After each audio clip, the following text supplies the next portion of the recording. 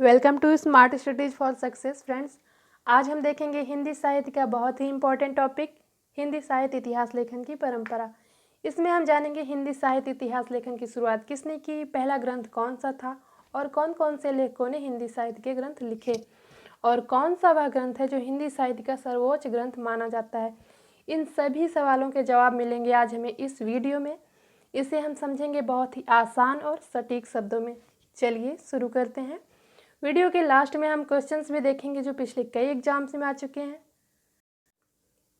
हिंदी साहित्य का इतिहास लिखने की परंपरा शुरू की सबसे पहले गारसा द तासी नामक एक फ्रेंच विद्वान ने, और ये एक फ्रेंच विद्वान थे। इन्होंने अपनी भाषा फ्रेंच में ग्रंथ लिखा, इस्तवा द ला लिटरेट्यूर एंड ये हिंदुस्तानी। इसका प्रथम भाग 1890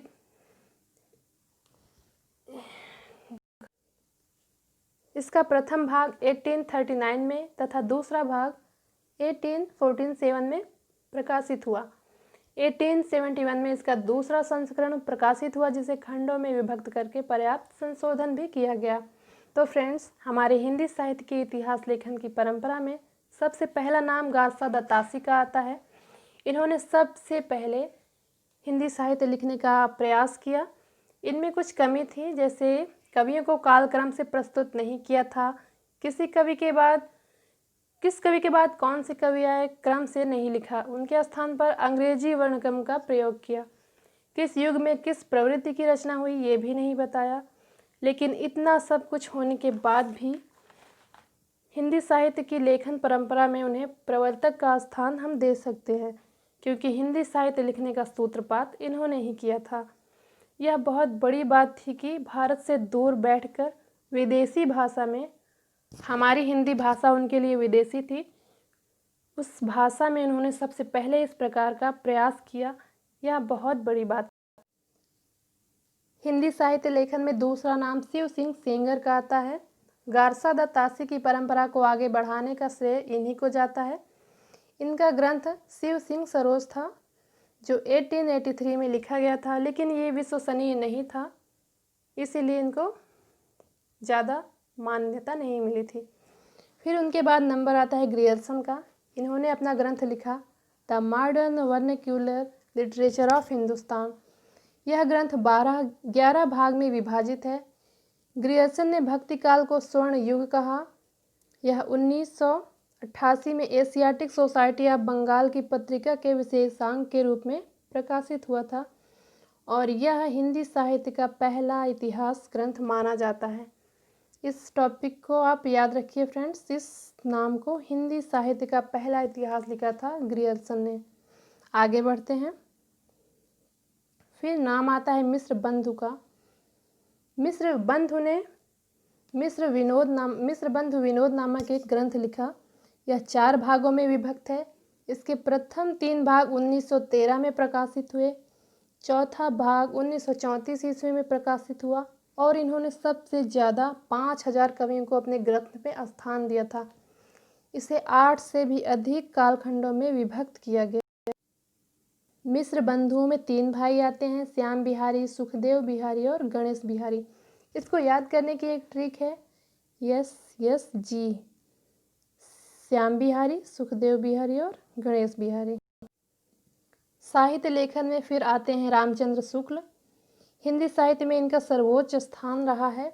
इन्होंने अपना ग्रंथ लिखा हिंदी साहित्य का इतिहास। 1929 में नागरी प्रचारणी सभा द्वारा प्रकाशित हिंदी शब्द सागर की भूमिका के रूप में यह ग्रंथ लिखा गया था। रामचंद्र शुक्ल ने कहा था, प्रत्येक देश का साहित्य वहाँ की जनता की चित्तवृत्ति का संचित प्रतिबिंब होता है, यानी कि जनता और समाज का जैसा दृष्टिकोण होगा वैसा ही साहित्य लिखा जाएगा। राजनीतिक, सामाजिक, सांप्रदायिक, धार्मिक, जैसा भी दृष्टिकोण होगा, जैसा भी समाज होगा, वैसा ही साहित्य लिखा जाएगा। रामचंद्र शुक्ल ने हिंदी साहित्य के 900 वर्षों के इतिहास को 4 स्पष्ट कालखंडों में विभक्त करके ऐसे प्रस्तुत किया है जैसे पाठक के मन में कोई शंका और संदेह के लिए कोई स्थान ही नहीं रह गया।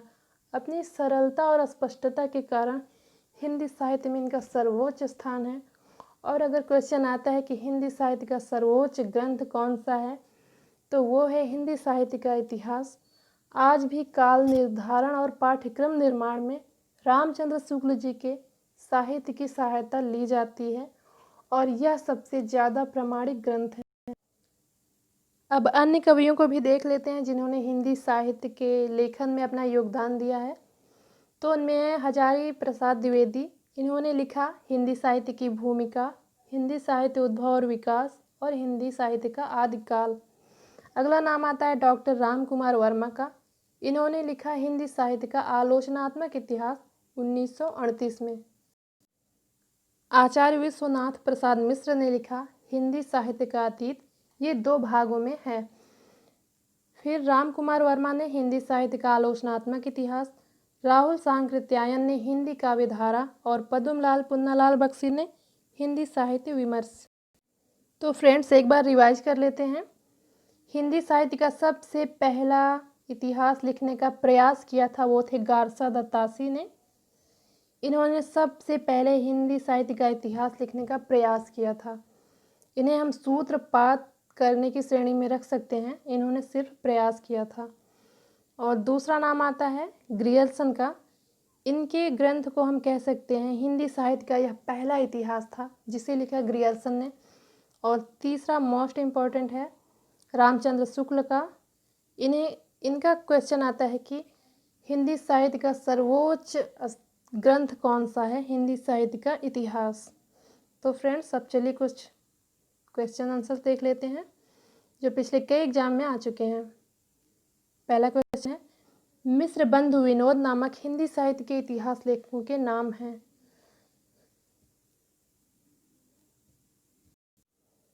तो श्याम बिहारी, सुखदेव बिहारी और राम बिहारी, गणेश बिहारी, श्याम बिहारी, सुखदेव बिहारी। तो फ्रेंड्स हमारा राइट आंसर दूसरा है। मैंने बताया था SG, श्याम बिहारी, सुखदेव बिहारी और गणेश बिहारी। अगला क्वेश्चन है हिंदी नवरत्न के लेखक हैं। तो ये हैं मिश्र बंधु। हिंदी शब्द सागर संपादित ग्रंथ है। तो ये है श्याम सुंदर दास द्वारा। अगला क्वेश्चन हिंदी साहित्य के इतिहास लेखन की परंपरा का सूत्रपात किसने किया। तो वो थे गारसा दत्तासी ने सूत्रपात किया। जॉर्ज ग्रियर्सन ने पहला साहित्यिक ग्रंथ लिखा और रामचंद्र शुक्ल के ग्रंथ को सर्वोच्च स्थान प्राप्त है। हिंदी साहित्य का पहला इतिहास लिखा गया था फ्रेंच भाषा में। साहित्य जनता की चित्तवृत्ति का संचित प्रतिबिंब है। इस पंक्ति के सही लेखक हैं रामचंद्र शुक्ल। हिंदी साहित्य के इतिहास को व्यवस्थित रूप देने का श्रेय किसको है। तो ये हैं रामचंद्र शुक्ल जिन्होंने काल विभाजन, क्रम निर्धारण बहुत ही अच्छी तरह से किया है। अगला क्वेश्चन हिंदी शब्द सागर का प्रकाशन किस संस्था ने किया था। तो राइट आंसर है नागरी प्रचारिणी सभा ने। अगला क्वेश्चन किस साहित्य इतिहास के लेखक ने काल विभाजन में कवियों के नाम का सर्वाधिक उपयोग किया है। तो राइट आंसर पहला है मिश्र बंधु ने अपने साहित्य लेखन में 5000 कवियों का उल्लेख किया है। अगला क्वेश्चन इनमें से वह कौन सी रचना है जिसे मूलतः हिंदी शब्द सागर की भूमिका के रूप में लिखा गया था किंतु बाद में उसे स्वतंत्र ग्रंथ भी बना दिया गया था। तो राइट आंसर है रामचंद्र शुक्ल कृत हिंदी साहित्य का इतिहास। तो फ्रेंड्स आज की वीडियो में बस इतना ही।